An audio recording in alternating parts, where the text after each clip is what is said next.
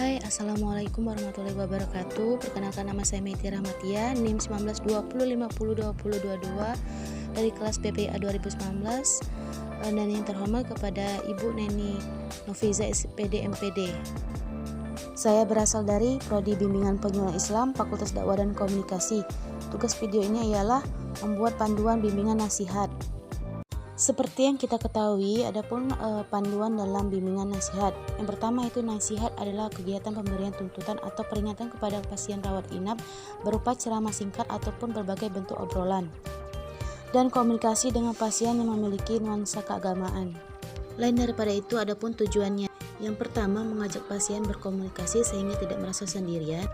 Yang kedua, memberikan ruang kepada kondisi psikologi pasien agar dapat mengeluarkan segala bebannya.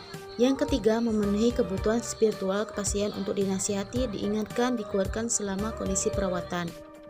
Yang keempat, kegiatan takziah dapat dilakukan secara individu ataupun kelompok, melalui bermedia ataupun bertatap muka secara langsung. Nah, adapun sasarannya yaitu semua orang pasien rawat inap yang beragama Islam dan dapat bersedia dikunjungi.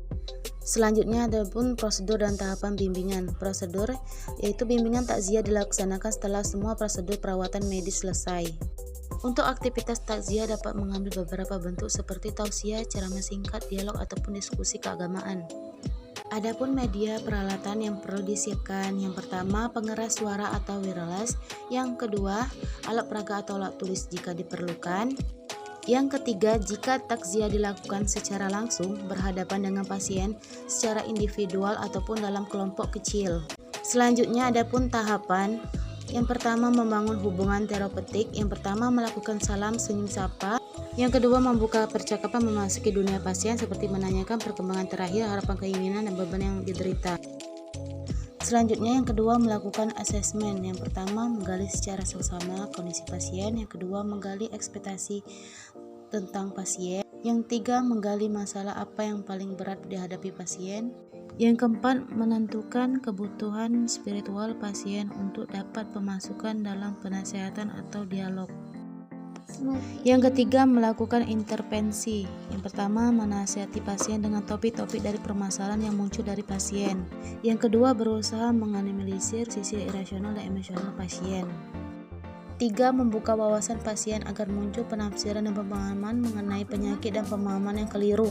Yang keempat memasukkan semua rujukan dan dasar keyakinan pasien kepada ajaran Islam.